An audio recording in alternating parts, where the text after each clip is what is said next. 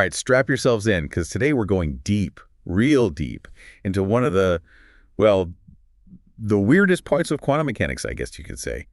Superposition. Yeah, it's definitely a head scratcher. One of those things that really makes you rethink, like, how much you actually know about the universe, you know? It definitely does. I mean, we're going to try to get our heads around how something can be in two places at once. Yeah, and not just any something. We're talking about a single photon. Right, a single photon. So maybe we should start there. What exactly are we talking about when we say photon?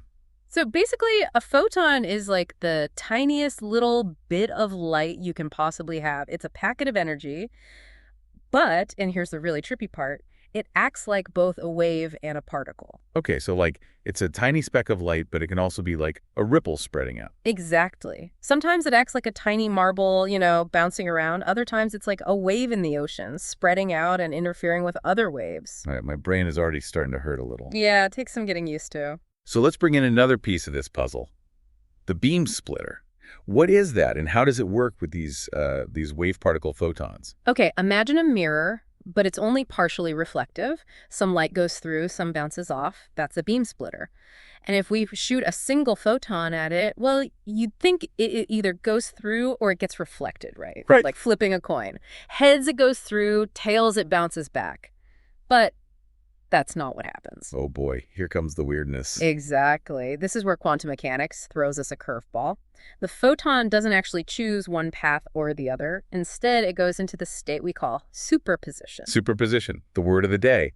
So the photon is both going through the beam splitter and being reflected by it at the same time. Exactly. It's in both states simultaneously. Okay, I think I need that analogy again. It's like the coin is spinning in the air. It's not heads, it's not tails, it's both possibilities until it lands. Gotcha. So how do we even know this is happening? How do we actually observe superposition? Well, that's where we bring in a really cool device. The Mach-Zehnder Interferometer. It's a setup with mirrors and beam splitters designed to, let's say, magnify this quantum weirdness. Okay, so walk me through this. We have our photon. It hits the first beam splitter, goes into superposition. Right, so it's traveling down both paths at the same time. And those paths lead back to a second beam splitter, right? You got it. And now, if the photon was really splitting in two, we'd expect to see it show up at both ends, 50-50, just like our coin flip, right? Makes sense. But here's the thing. Only one detector clicks consistently. Wait a minute. But it's traveling down both paths. How can only one detector go off? Because the photon isn't actually splitting. It's in superposition, traveling down both paths at once. And these paths, they interfere with each other at the second beam splitter. Interfere, like waves crashing into each other. Exactly. And this interference, because it's in superposition, leads to one path reinforcing itself and the other canceling itself out. So it's like the photon is, I don't know, talking to itself along the two paths. And the way those conversations sync up decides which detector sees it. That's a great way to put it. And this is how we know, this is how we see that it was in superposition, traveling both paths at once. All right, now my head is really starting to spin. But I think I'm getting it. This interference pattern, this is what's proving that superposition is really happening. It's one of the key pieces of evidence, absolutely. It shows us that something truly bizarre, truly non-classical is going on here. This isn't just a photon picking a path, it's something much weirder. Yes, wow. A single photon taking two paths at the same time and then interfering with itself. Sounds like science fiction. Well, it kind of is, isn't it? But this is the reality of the universe at its most basic level. So let me try to recap. We've got this photon acting like both a wave and a particle. We throw in a beam splitter and we get superposition. And then the interferometer comes in to show us that all this craziness is actually happening. You got it. It's the interplay of all these things that lets us peek into, well, the quantum world.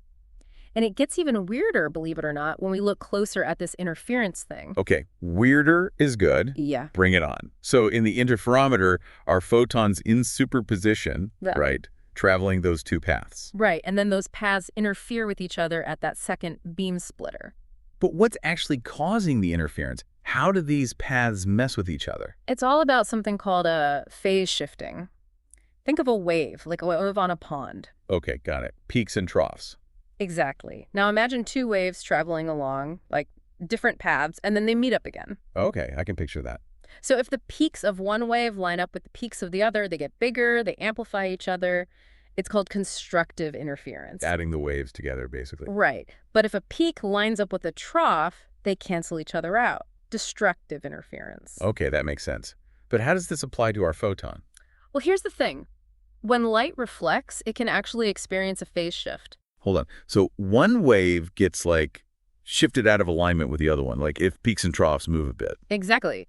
And this can happen when light reflects off, say, different sides of the beam splitter. It's because of how light interacts with different materials. So it's like one path in the interferometer is giving the photon's wave a little nudge, messing with its timing compared to the wave on the other path. That's a great way to think about it.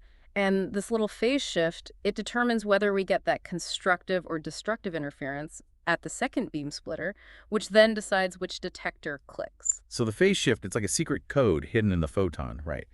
And the interferometer is decoding it, telling us which path the photon took, even though, well, it took both paths at once. Wow, that's really insightful. You're right, it's not just random. There's information in that superposition, in the phase shift, guiding what happens. Okay, my mind is officially blown.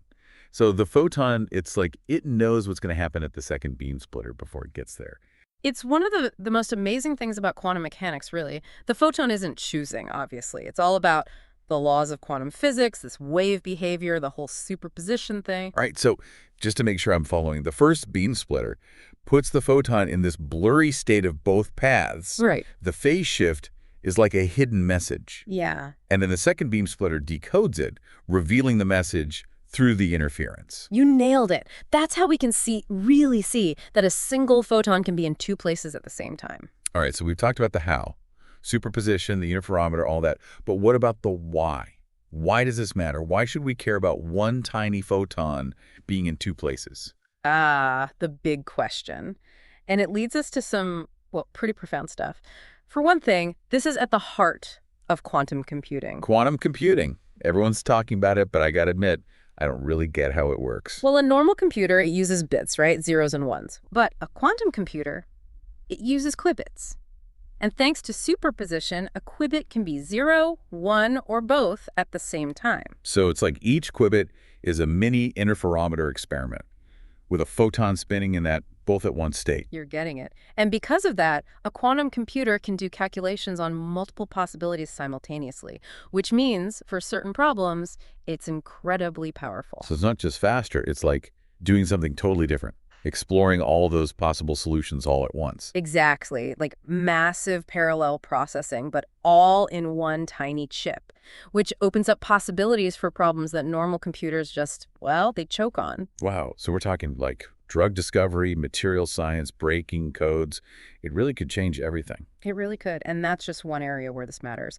There's also quantum communication, which uses the same principles to create, like, unbreakable codes. Yeah, so that secret code we were talking about, the phase shift, we can actually use that to send secure messages.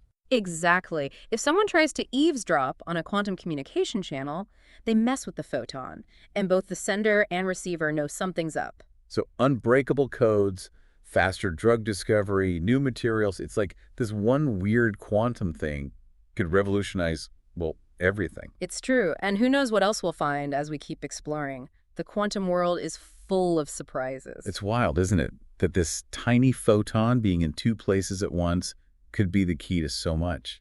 Yeah, I mean, it really shows you that there's still so much we don't know about the universe, and that, well, the more we learn, the weirder it gets. For sure. We started out trying to understand how a single photon can be in multiple places at once. Now we're talking about changing the world, unbreakable codes, quantum computers, new materials. And it all goes back to the fact that our everyday way of thinking, it just doesn't work in the quantum world. We got to throw out the rule book and, like, rewire our brains. Like peeking behind the curtain of reality, Yeah. right? Seeing the gears turning. Exactly. And it turns out those gears are a lot stranger than we thought. Thinking back to that Mach-Zehnder Interferometer, it feels almost magical. We're messing with these tiny photons, putting them into superposition, then watching them, well, interfere with themselves to tell us their secrets. It's a perfect example of how we can, like, trick the universe into revealing its secrets. By setting up these clever experiments, we can actually see this quantum stuff happening. And every time we do, we get a little closer to understanding, well, everything, right? Like it's all connected. Exactly. That old saying, as above, so below. The rules that govern these tiny particles, They have implications for the biggest things out there, the galaxies, everything. No, so who knows what else we'll find as we keep digging? What other impossible things are waiting to be discovered? Right. It's exciting, but also kind of scary. We're stepping into the unknown, and there's no telling what we'll find. That's part of what makes science so cool, though, right? Pushing the boundaries, exploring the mysteries, realizing that the universe is way more amazing than we ever imagined. Couldn't have said it better myself. Well, I think that's a good place to wrap things up. We've gone from the basics of photons to superposition to mind-blowing possibilities for the future. Quite a journey. Hopefully you're walking away from this deep dive with, I don't know, a sense of wonder about the universe and maybe a little bit of a headache from trying to figure it all out. That comes with the territory, right? Exactly. So keep those questions coming, keep exploring, and keep your minds open to all the amazing mysteries the universe is hiding. Until next time.